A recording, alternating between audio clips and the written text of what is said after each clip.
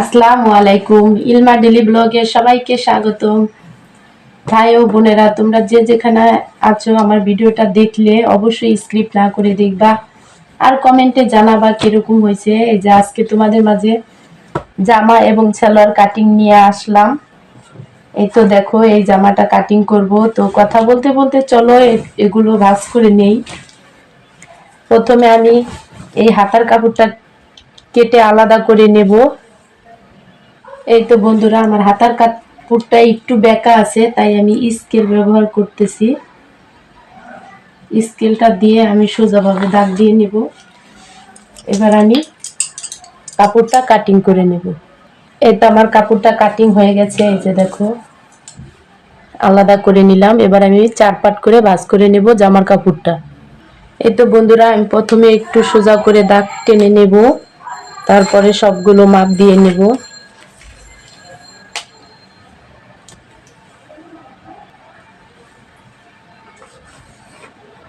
এই তো আমার দাগ দেওয়া হয়ে গেছে। আমি যে জামার লম্বা নেব ওটা হচ্ছে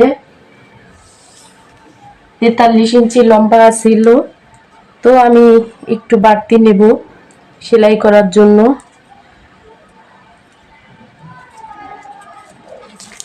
সেলাই সহ আমি একটু বাড়তি নিলাম, যাতে একটু লং হয়, বলছে একটু লং হতে, তো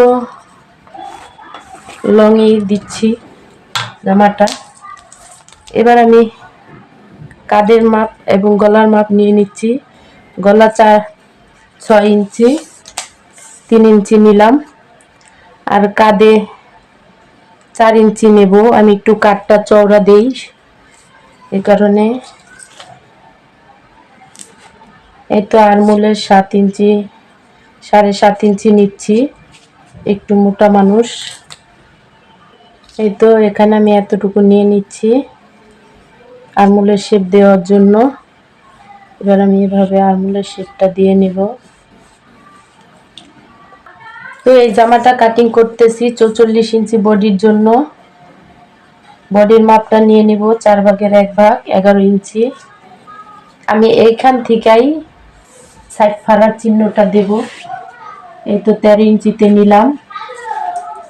13 ইঞ্চিতে নেওয়ার পরে এইখানে আমি 11 ইঞ্চিতে দাগ দিয়ে নেব, আর এইখানে আমি 10 ইঞ্চিতে দাগ দেব মাঝ বরাবর। এই তো দেখুন, আমার এইখান থেকে এইখানে পুরো মাপ মতো আমি এই দাগটা দিয়েছি, এই যে দেখছেন। এই তো এবার আমি স্কেলের সাহায্যে বাকি দাগগুলো দিয়ে নেব। এটা আমি টোটাল গায়ের মাপটা দিলাম। এরপর আমি 1 ইঞ্চি এই যে এখানে বাড়তি দাগ দিয়ে নেব সেলাই করার জন্য। এই দাগটা অনুযায়ী আমি কাটিং করে নেব। এবার আমি নিচের ঘেয়ারের জন্য নেব 14 ইঞ্চি। 14 ইঞ্চি নেওয়ার পরে এই 14 ইঞ্চির থেকেই আমি দাগটা টেনে নেব। এখান থেকে আমি ভেঙে সেলাই করব। এই তো আমার মাপ অনুযায়ী দাগ দেওয়া হয়ে গেছে। এবার আমি কাটিং করে নেব। এই তো বন্ধুরা, আমি জামাটা অফ ক্যামেরায় কাটিং করে নিলাম। এবার আমি এই যে চিহ্ন দিয়ে নেব, প্রত্যেক মাপের জায়গায় চিহ্ন দিয়ে নেব।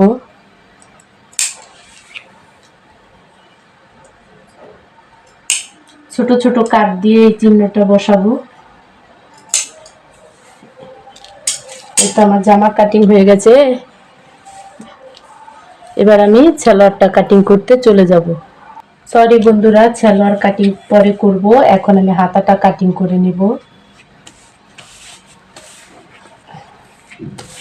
এখন আমি হাতার কাপড়ের লম্বা যা আছে তাই নিয়ে নিব।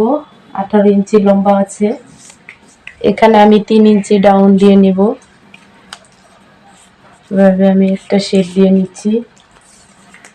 হাতের মুখ নেব 5 ইঞ্চি, 5 5 10, আর 1 ইঞ্চি এক্সট্রা সেলাই করার জন্য নেব। এবার আমি স্কেলের সাহায্যে দাগটা দিয়ে নেব, তাহলে তাড়াতাড়ি হবে। আমার দাগ দেওয়া হয়ে গেছে। এবার আমি কাটিং করে নেব।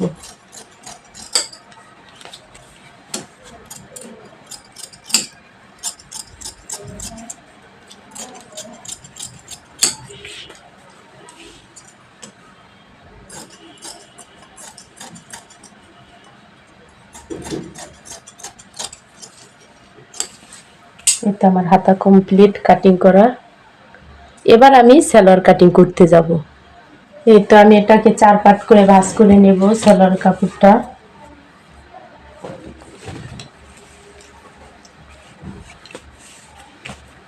এই তো দেখো আমার 4 পার্ট করে ভাঁজ করা, 1 2 3 4। সোজা একটা দাগ দিয়ে নেব।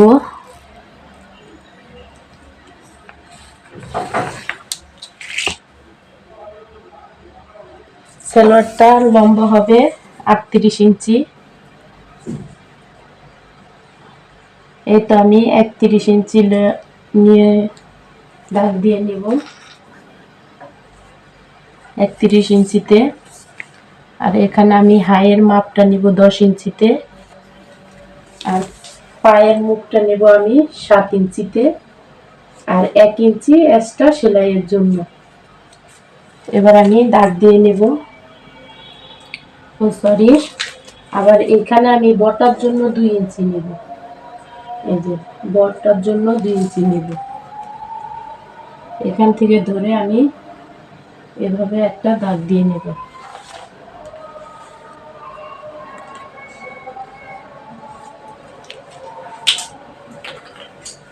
এবার আমার এই দাগ অনুযায়ী কাটিং করে নেব। এই তো আমার সেলোয়ার কাটিং করে নিলাম। এখানকার মাপটা আমি একটু দেখিয়ে দিই আপনাদের। এখানে আমার টোটাল লম্বা এখানে আছে এই যে 16 ইঞ্চি, পুরোটাই আমি নিয়ে নিয়েছি। এবার এই কাপড়টা দিয়েই আমি সাইডের কোমরের কাপড় বের করব। এই তো আমি কোমরের জন্য নেব 23 ইঞ্চি, 2 পার্ট করে এই যে ভাঁজ করে নিয়েছি। 23 ইঞ্চি নেব। আর আগে 31 ইঞ্চি লম্বা নিছি, এখন আমি 7 ইঞ্চি কোমরের জন্য নেব, আর 2 ইঞ্চি এক্সট্রা রাবার ভাঙার জন্য নেব। কাটিং করে নিব।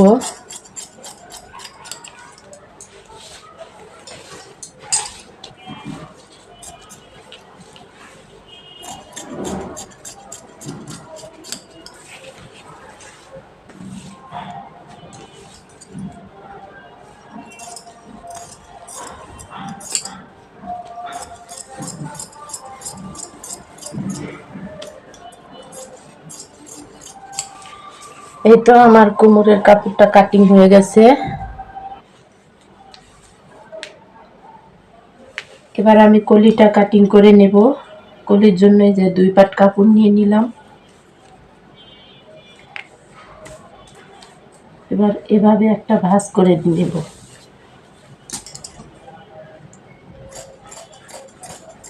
আমার একটু ঠান্ডা লেগেছে তাই ভয়েসটা অন্যরকম যাচ্ছে, তোমরা কিছু মনে করো না। ভুল ত্রুটি হয়ে থাকলে অবশ্যই ক্ষমার দৃষ্টিতে দেখবা, এই ছোট্ট আপুটার পাশে থাকবা। এই তো আমার কলি কাটিং হয়ে গেছে। আজকের ভিডিওটা এই পর্যন্তই। পুরো ভিডিওটা সাথে থাকার জন্য ধন্যবাদ তোমাদের। আর যে যেখান থেকেই দেখছো অবশ্যই লাইক কমেন্ট শেয়ার করে সাবস্ক্রাইব করে পাশে থাকবা, আর পাশে থাকা বেল আইকন বাজিয়ে রাখবা যাতে আমার পরবর্তী ভিডিও তোমাদের মাঝে চলে যায়। সবাই ভালো থাকবা, সুস্থ থাকবা। আল্লাহ হাফেজ।